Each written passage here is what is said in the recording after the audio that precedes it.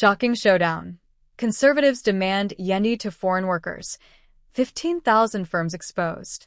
Canada is facing a generational jobs crisis, and the numbers are impossible to ignore. Youth unemployment has surged to more than 14%, levels rarely seen outside periods of recession. For young Canadians trying to take their first steps into the workforce, the barriers are becoming overwhelming. What was once the familiar path of part-time work, summer jobs, and entry-level opportunities has now been blocked by the rapid expansion of the temporary foreign worker program. Conservatives are sounding the alarm, calling the situation unfair, unsustainable, and in need of urgent reform. Conservative MPs Michelle Rempel and Garnet Genuis have been some of the most vocal critics of the program, describing it as a broken promise to an entire generation. They argue that the social contract, which once allowed students and new graduates to get experience, pay tuition, and move into stable careers, has collapsed. Across the country, stories circulate of young people sending out dozens or even hundreds of resumes without a single callback. For students like Sana Shahid, who trained in quality assurance, or Gabriel James, who earned credentials in reporting and analytics, the door to opportunity is effectively closed. Pierre Poilievre has gone further, capturing national attention by labeling young Canadians "generation screwed." He links the struggle for jobs to a broader decline in affordability. Housing costs have doubled over the last decade, food inflation remains a daily burden, and wages are stagnant. Now, for the first time in modern history, young people are both locked out of the housing market and unable to find meaningful employment. Poilievre has accused Prime Minister Mark Carney of repeating the failures of past governments, promising reform but allowing bureaucracy and corporate influence to dictate outcomes. The statistics support the growing sense of urgency. Youth unemployment has climbed steadily since 2022 and now sits near levels typical of major downturns.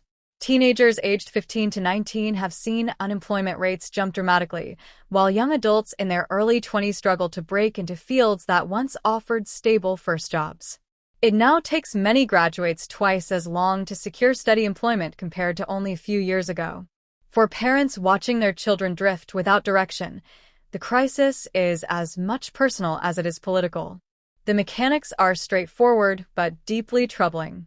Ottawa has approved tens of thousands of temporary foreign worker permits, and nearly three-quarters of them are for low-wage positions, the very types of jobs young Canadians rely on for a start.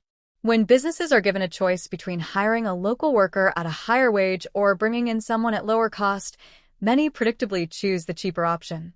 Over time, this has created an imbalance that leaves Canadian youth sidelined in their own labor market. Conservatives now propose a complete phase-out of the temporary foreign worker program. Existing permits would be respected, but no new visas would be issued. The principle is simple: Canadian jobs should be reserved for Canadian workers. Pierre Poilievre argues that this would give young people a fair shot at building their lives, earning money for school, and saving toward homes. Instead of subsidizing profits by relying on imported labor, the focus should shift to building domestic talent and opportunity. The debate is not just about government policy, but also about corporate responsibility. Michelle Rempel has highlighted data showing that more than 15,000 companies across Canada make use of temporary foreign workers. These range from global fast food chains and hotel conglomerates to major Canadian food producers. For critics, the contradiction is glaring.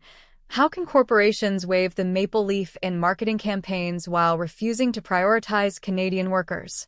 If consumers are constantly urged to buy Canadian, should the same not apply to jobs? Government ministers, however, argue that the situation is more complex.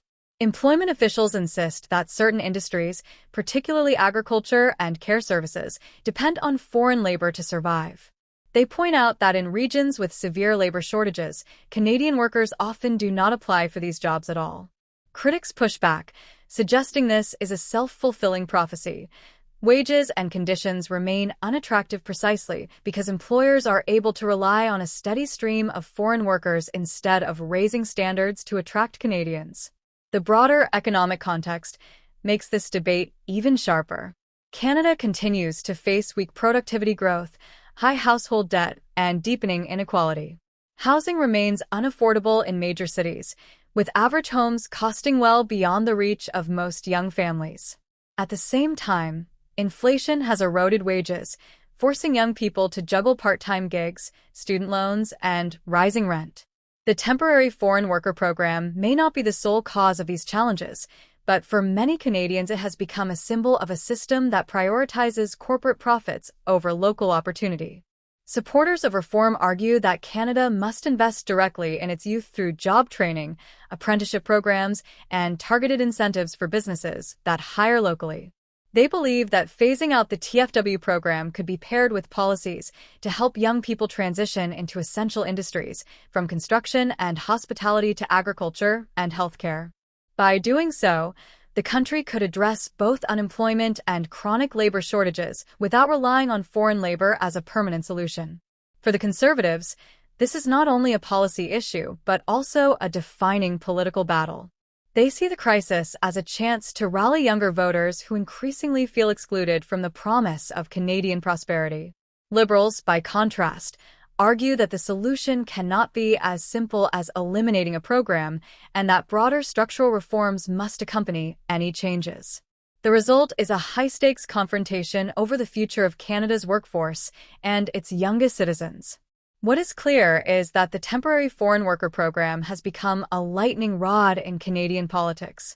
To critics, it represents everything wrong with the current system: corporate short-termism, government complacency, and the erosion of opportunity for young people. To defenders, it is a necessary tool to keep industries functioning in a complex economy. But with frustration mounting and youth unemployment climbing, the pressure for decisive action is only growing. The outcome of this showdown may shape the economic prospects of an entire generation.